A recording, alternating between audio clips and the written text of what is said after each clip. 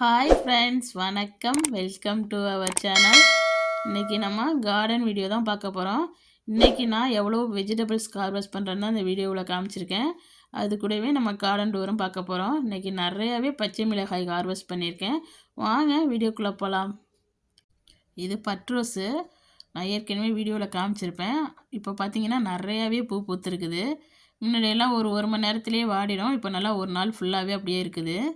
இந்த பட்ரோஸை நம்ம எங்கே வைக்கணும்னு நினைக்கிறோமோ அங்கே இந்த தண்டை ஒடிச்சு ஊனோம்னாவே ஈஸியாக நம்மளுக்கு வளர்ந்து வந்துடும். ரொம்ப ஃபாஸ்ட்டாக வளர்ந்துடும். இந்த பூ இருக்கிற தண்டை ஒடிச்சு ஊன்னா போதும். இன்றைக்கி ஃபஸ்ட்டு நம்ம ஸ்ட்ராபெரியை ஹார்வெஸ்ட் பண்ணிக்கலாம். இதுவும் எனக்கு தொடர்ந்து கிடச்சிக்கிட்டே இருக்கும். பாருங்கள், இன்றைக்கி ஒரு 4 இது கிடச்சிருக்குது. இது 2 நாளைக்கு ஒருக்க இந்த மாதிரி 4, 3ன்னு கிடச்சிட்டே இருக்கும் நம்மளுக்கு. இப்போ கத்திரிக்காயை நம்ம ஹார்வெஸ்ட் பண்ணிக்கலாம். கத்திரிக்காய் எவ்வளவு அப்படியே வெயிட் தாங்க முடியாமல் கீழே தணிஞ்சு கிடக்கு பாருங்கள் தரையோட. ஒவ்வொரு கத்திரிக்காயும் எவ்வளோ பெருசில் இருக்குது பாருங்கள். இன்னமும் பெருசாக போகும். நான் இந்த சைஸ்லேயே பறிச்சிருவேன். இன்றைக்கி பார்த்தீங்கன்னா நிறையாவே கிடைக்கும்னு நினைக்கிறேன். 2 நாளைக்கு முன்னாடி தான் பறித்தேன். அப்படியும் நம்மளுக்கு 2 நாளைக்குள்ளே முத்திடுது. 2 to 3 நாளைக்குள்ளே நம்ம பறிச்சே ஆகணும். ஒரு கத்திரி செடி இருந்துச்சுன்னா போதும், நம்ம கத்திரிக்காவே வாங்க வேண்டியதில்லை. அவ்வளோவுக்கு நம்மளுக்கு கிடைக்கும் கத்திரிக்காய். செடி முத்த உங்களுக்கு காய் நிறையாவே கிடைக்கும். ஆரம்பத்தோடு இப்போ எனக்கு நிறையாவே கிடைக்கிது பாருங்கள். இதில் 3 இது அறுத்தாச்சு, மறுபடியும் இருக்குது பாருங்கள் நிறையா. நல்லா பெரிய பெரிய கத்திரிக்காவாக இருக்கும். நான் இதுக்கெல்லாம் பெருசாலாம் உரம்லாம் எதுவும் கொடுக்கறது கிடையாது. நம்ம கிச்சனில் யூஸ் பண்ணுற வாட்டர் தான் நான் எப்பயுமே யூஸ் பண்ணுவேன். உங்களுக்கு ஒரு வேளை காய்க்கவே இல்லாட்டினா நீங்கள் ஆல் பர்பஸ் பிளான்ட் ஃபுட்டுன்னு விற்கும், அதை யூஸ் பண்ணிங்கன்னா கூட நல்லா காய்க்கும். பாருங்கள், இது பச்சை கத்திரிக்காயும் இருக்குது. என்கிட்ட ஒரு 4 செடி இருக்குது கத்திரி செடி. நல்லா பெரிய பாட்டில் வச்சுட்டா நம்மளுக்கு நிறையா காய் வந்துக்கிட்டே இருக்கும். நான் பெரிய பாட்டில் வச்சுருக்கேன், அதனால தான் எனக்கு நல்லா உரம்லாம் கொடுக்காமையே இந்த மாதிரி காய் பெருசு பெருசாக இருக்குது. சின்ன பாட்டில் வச்சிங்கன்னா உங்களுக்கு காய் எப்படி இருக்கும்னு எனக்கு தெரியல. ஆனால் பெரிய பாட்டில் வச்சா நல்லாவே காய் பெருசு பெருசாக வரும். பாருங்கள், இது பிஞ்சாக இருக்குது. இன்னொரு நாள் கழிச்சு பறிச்சுக்கலாம். நிறையா பூ காயின்னு அப்படியே வந்துக்கிட்டே போயிட்டே இருக்குது நம்மளுக்கு. நான்லாம் இப்போ கத்திரிக்காய் வாங்குறதே இல்லை. பாருங்கள், இவ்வளவு கிடச்சிருக்குது. இப்போ 2 நாளைக்கு ஒருக்கா இவ்வளவு நம்ம பறிக்கலாம். பச்சை மிளகாய் நான் எனக்கு தேவைக்கு தகுந்த மாதிரி தான் பறிப்பேன். மீதி இருக்கிறதெல்லாம் பாருங்கள் பழுத்துருச்சு. அடியிலெல்லாம் நம்ம நிறையா யூஸ் பண்ணாததுனால பழுத்துருச்சு. இன்றைக்கி எல்லாத்தையும் பறித்து நான் பச்சை மிளகாய் ஊறுகாய் செய்ய போகிறேன். அதனால் இன்றைக்கி எல்லா பச்சை மிளகாயுமே பறிக்க போகிறேன். ஒரு 4 செடி வச்சுருக்கேன். 4 செடியிலையுமே சரியாக காய்ச்சிருக்கோம். பாருங்கள் எவ்வளோ காய் இருக்குதுன்னு. ஒரே பச்சை மிளகாய் தான். நல்ல நீளமாக இருக்கும். நான் இதை கடையிலலாம் வாங்கி வைக்கல கன்று. நம்ம கிச்சனில் இருக்கிற பட்டை மிளகாயை எடுத்து தூவி விட்டுட்டு மேலே லைட்டாக மண் போட்டு விட்டேன். எல்லா கன்றுமே அழகாக முளைச்சி வந்துருச்சு.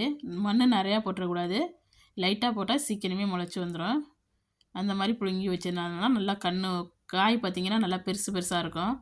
நீளமாக இருக்கும். ஒன்று விரல் பெருசில் இருக்குது பாருங்கள். இது பறித்து எடுக்கிறதுக்கே ரொம்ப நேரம் ஆகும் உங்களுக்கு. நிறையா காய்ச்சிருக்கு. பறிக்க ரொம்ப ஆசையாக இருந்துச்சு பச்சை மிளகாய். நான் இவ்வளவு ஃபஸ்ட் டைம் இப்போ தான் பறிக்கிறேன். இவ்வளவு எப்பயுமே நாங்கள் கொஞ்சம் ஒரு கைப்பிடி அளவு அந்த மாதிரி தான் பறிச்சுக்குவேன். நிறையா பறிக்க மாட்டேன். தேவைக்கு தகுந்த மாதிரி தான் பறிச்சுக்குவேன் அப்போக்கப்ப. இப்போ நிறையாவே பறிக்க போகிறேன். எல்லாத்தையும் முத்தின எல்லாத்தையும் பறிச்சிடலாம். பிஞ்சியாக இருக்கிறது நமக்கு தேவைக்கு தகுந்த மாதிரி பறிச்சுக்கலாம்னு பெருசாக இருக்க எல்லாத்தையுமே பறிச்சிட்டேன். இந்த செடியில் ஆல்மோஸ்ட் முடிஞ்சிருச்சு. பிஞ்சாக இருக்க தான் இருக்குது. பிஞ்சாக இருக்கிறத இன்னொரு நாளைக்கு பறிச்சுக்கலாம். இப்போ அடுத்த செடியில் பறிக்கிறேன். பச்சை மிளகாயெல்லாம் ஒரு பச்சை மிளகாய் வச்சுருந்தாவே போதும், நமக்கு தேவையான பச்சை மிளகாய் கிடச்சிரும். பாருங்கள், ஒரு சின்ன கிளையில் முத கொண்டு எவ்வளோ காய் இருக்குதுன்னு பார்த்தீங்கன்னாவே தெரியும் எப்படி காய்ச்சிருக்குதுன்னு. இதுக்கெல்லாம் நம்ம அந்த அரிசி கழுவுற தண்ணியெல்லாம் கொடுத்தோம்னா நல்லா வரும். நான் வாழைப்பழ தண்ணி தான் நிறையா ஊற்றுவேன். வாழைப்பழ தண்ணிக்கு நல்லா செம்மையாக ஹார்வெஸ்ட் கிடைக்கிது. வாழைப்பழத்தோலை நல்லா ஒரு பாத்திரத்தில் போட்டு நல்லா மூடி போட்டு தண்ணியை ஊற்றி மூடி விட்டுட்டு ஒரு 3 நாள் கழித்து அந்த தண்ணியை வடிகட்டி இந்த மாதிரி கண்ணுக்கெல்லாம் கொடுத்துட்டு வந்தோம்னா நல்லா செம்மையாக ஹார்வெஸ்ட் கிடைக்கும். எல்லா செடிகளுக்குமே நீங்கள் கொடுக்கலாம். வேஸ்ட்டாக போக வாழைப்பழத்தோலை தூக்கி போடாமல் இந்த மாதிரி நீங்கள் செடிகளுக்கு கொடுத்தா நல்லாவே நம்மளுக்கு ஹார்வெஸ்ட் கிடைக்கும். பாருங்கள் எவ்வளோ பச்சை மிளகாய் இருக்குதுன்னு. அதே போல் ரோஜாப்பூ செடிக்கெல்லாம் ஊற்றலாம். எல்லா கன்றுகளுக்குமே நம்ம வீட்டில் இருக்க கன்றுக்கு இந்த மாதிரி கொடுக்கலாம் நம்ம. உங்களுக்கு சுத்தரவே காய்க்கவே இல்லாட்டினா நீங்கள் மண்ணை மாற்றணும், அப்போ தான் காய்க்கும். காய்ச்சிக்கிட்டு இருந்துச்சுன்னா நீங்கள் அந்த மாதிரி மண்ணெல்லாம் மாற்ற வேண்டியதில்லை. தொடர்ந்து இந்த மாதிரி நம்ம ஏதாச்சும் ஒரு ஃபெர்டிலைசர் கொடுத்துக்கிட்டே இருக்கணும். அப்போ தான் நம்மளுக்கு இந்த மாதிரி ஹார்வெஸ்ட் கிடைக்கும். எல்லாத்துலேயுமே ஒரே மாதிரி தான் எனக்கு காய்ச்சிருக்குது பச்சை மிளகாய். இந்த மாதிரி பச்சை மிளகாய் பறிக்க ரொம்ப ஆசையாக இருந்துச்சு. நம்மளே சீட்ஸு போட்டு வளர்த்து இந்த மாதிரி பறிக்கிறது அதுவே ஒரு தனி சந்தோஷம்தான். இப்போ இந்த செடியிலையும் நம்ம பறித்து முடித்தாச்சு. உங்களுக்கு ஆர்வம் இருந்துச்சுன்னா எந்த இடத்துல வேணாலும் நீங்கள் வளர்க்கலாம் செடியை. அவ்வளோதான், நம்மளுக்கு இன்ட்ரெஸ்ட் இருந்துச்சுன்னா போதும், நம்மளுக்கு சூப்பராகவே கண்ணெல்லாம் வளர்ந்து வரும். பாருங்கள், இப்போ இது வந்து இடம் இல்லாமல் நான் கத்தேரியோடு இதை வச்சுருக்கேன். இதுலேயும் நம்மளுக்கு காய் எவ்வளோ இருக்குது பாருங்கள். நீங்கள் தனியாக நட்டு வச்சிங்கன்னா நிறையா காய் பிடிக்கும். இந்த மாதிரி ஒரு கண்ணோடு வச்சிங்கன்னா ரெண்டும் சேர்ந்து வளர்கிறதுனால கொஞ்சம் காய் கம்மியாக இருக்கும், அவ்வளோதான் வித்தியாசம். மற்றபடி இடம் இல்லாட்டினா நீங்கள் இந்த மாதிரி கண்ணோட சேர்த்து கூட வைக்கலாம். இப்போ நான் தக்காளி கண்ணோட வச்சுருக்கேன் இடம் இல்லாததுனால. அதுலேயும் பாருங்கள் காய் இருக்குது. என் பச்சை மிளகாய் நல்லா நீள நீளமாக இருக்குது பாருங்கள். எல்லா இடத்துலையும் இருக்க பச்சை மிளகாயும் ஒரே மாதிரி இருக்குது, நல்லா நீள நீளமாக. இப்போ பச்சை மிளகாய் எல்லாத்தையும் பறித்து முடிச்சாச்சு. இதெல்லாம் இன்னொரு நாளைக்கு பறிச்சுக்கலாம், மீதி இருக்கிறதெல்லாம் பிஞ்சாக தான் இருக்குது.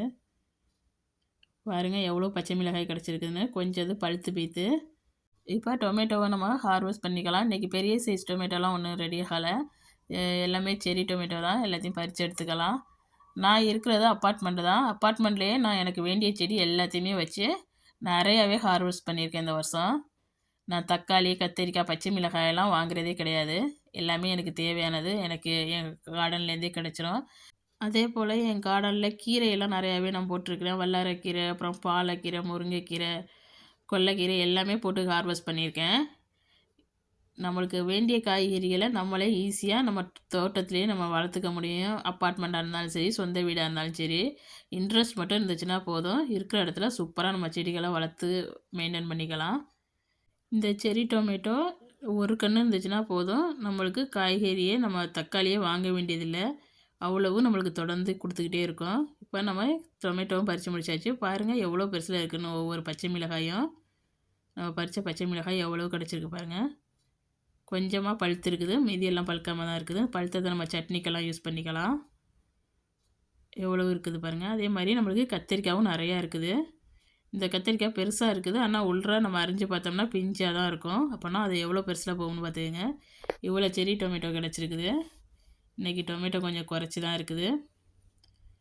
இது என்னோடய ரோஜா செடி. பார்த்திங்கனாவே தெரியும், ஒரே துளிராகவே இருக்கும். மொட்டு நிறையா வந்துக்கிட்டு இருக்குது, நிறையா மொட்டு எடுத்துருக்குது. நான் ஏற்கனவே காமிச்சிருப்பேன் எப்படி ரோஸுக்கு கொத்தி விட்டு உரம் கொடுக்கணுன்னு. அதுக்கப்புறம் இதை கட் பண்ணி விட்டது தான். கட் பண்ணி விட்டதுக்கு முன்னாடி எவ்வளோ மொட்டு எடுத்துருக்கு பாருங்கள். என்னோடய ரோஜா செடியை நான் ஃபுல்லாக கட் பண்ணி விட்டேன், ஏன்னா கொஞ்சம் பூ சைஸு சின்னதாக இருந்துச்சு, அதனால ஃபுல்லாக கட் பண்ணி விட்டேன். இப்போ எவ்வளோ துளிர் எடுத்துருக்கு பாருங்கள். அதே போல் பூ பறிக்கும்போது அந்த பூவிலேருந்து அந்த ஸ்டெம்பில் நம்ம கட் பண்ணி எடுக்கணும். பூவை எடுக்கும்போது நம்ம பூவை மட்டும் பறிச்சிட்டு போனோம்னா நம்மளுக்கு மொட்டு வைக்காது, அது மொட்டு வர்றதுக்கு ரொம்ப டைம் எடுக்கும். நம்ம சிசரை வச்சு கட் பண்ணி பூவை பறித்தோம்னா நம்மளுக்கு ஈஸியாகவே துளிர் வரும்.